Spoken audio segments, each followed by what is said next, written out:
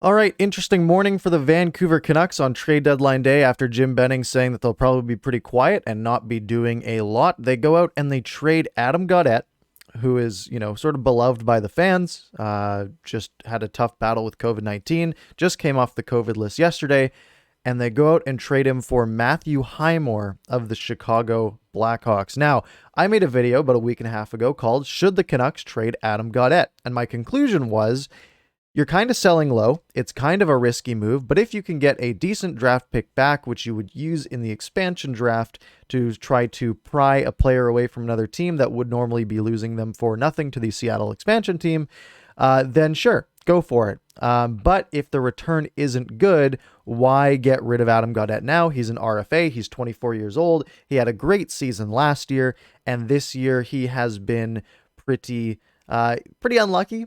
4.5% on ice shooting percentage. Basically, when he's on the ice, no one's scoring for the Canucks, which has really hurt his point totals compared to last year. Extremely unlucky. Now, there are also some other analytics that show that Gaudette isn't a very good player. Just if you go by things like expected goals, he's pretty low on that list. I know Jay Fresh put out a graphic that I might have here. If I go over to this one, yeah. So this graphic here, I'll actually just make it bigger, even though it looks kind of bad. But Adam Gaudette, basically not a great player according to this. This is by wins above replacement percentage. Basically, he's 5% better than, or he's in the 5th percentile above replacement. So basically, a fourth liner, 24 years old. He didn't have a lot of value, right? And I don't think that's a crazy thing to say. Gaudette didn't have a ton of value, and clearly, if you're getting a guy like Matthew Highmore back, but I think he should have had more value than Matthew Highmore, and there's no picks coming back. Canucks pro scouts are said, this is per Thomas Drance, Canucks pro scouts are said to believe that Highmore has some untapped upside.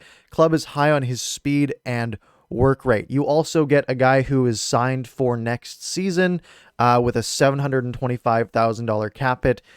This might just be a cap move, right? You have Adam Gaudette, who I think is making like 1.5 right now. Does this website show his cap? Probably not. Gaudette cap friendly. Adam Gaudette is making only $950,000 this year. Maybe he would want to raise next year. Maybe he would want something like 1.5. And if that's the case, then this just might be a cost-saving move to save $700,000 next year. If Highmore is the player that the Canucks pro scouts think he is, a 25-year-old who's fast and has untapped upside, and they think that he will peak higher than Adam Gaudette, then sure. I just don't think that's really worth the risk, in my opinion. Again, this is my instant reaction. Basically, the news just came through. I know nothing really about Highmore. Going into his stats a little bit, he's played 3 seasons in the NHL. He played a few games in 2017-18. He had 2 goals, no assists in 13 games. Last season, in the condensed season, he played 36 games for the Blackhawks, had 6 points, 2 goals, and 4 assists. And this year so far, 24 games, only 2 assists. Now, if we do look at some of his some of the analytics side, one of the reasons he might have really low points, a really low points number, there's 2 reasons for this. One could be PDO. Basically, that's your on-ice shooting percentage plus on-ice save percentage. When Matthew Highmore is on the ice, now I mentioned that Adam Gaudette has a 4.5% on-ice shooting percentage. Basically, no one scores for some reason when he's on the ice. Matthew Highmore's on-ice shooting percentage is 2.2%. So again, if that were to regress up to 9%, then we'd be talking about a guy who had 10 points maybe instead of 2. Also, he starts 62% of his shifts in the defensive zone. Gaudette is the opposite. Gaudette starts almost all of his shifts in the offensive zone and is still struggles to be productive. So this seems like a pretty lateral move to me. I would have almost rather they get like a lottery ticket. But this could be the case of Jim Benning liked this guy a while back.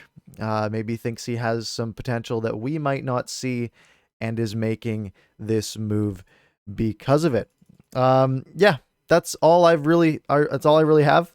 If you want to hang out with us tonight, Canuck Clay and I, our new show, Canucks After Dark, starts at 10 p.m. Monday nights, every Monday night. It's on a new channel, so there's a link in the description. You can come hang out with us.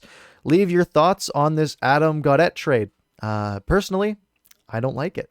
I think it's an unnecessary move to trade away a fan favorite for a guy that, honestly, most of us have never heard of. Anyways, you can follow me on Twitter, subscribe to the YouTube channel, and make sure you're subscribed to Canucks After Dark for tonight's show. I'm kind of out of words.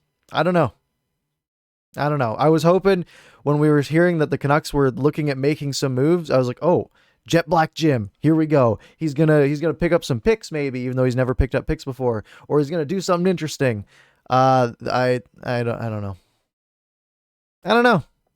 If you know, leave a comment in the comments down below. But I don't think most Canucks fans are going to like this move. If you are a Blackhawks fan stumbling across this video, tell us more about Matthew Highmore, what you think of him. Was he underutilized in Chicago?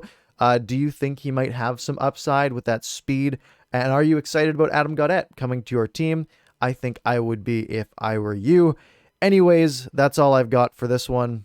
Matthew Highmore to the Vancouver Canucks, and I'll talk to you later.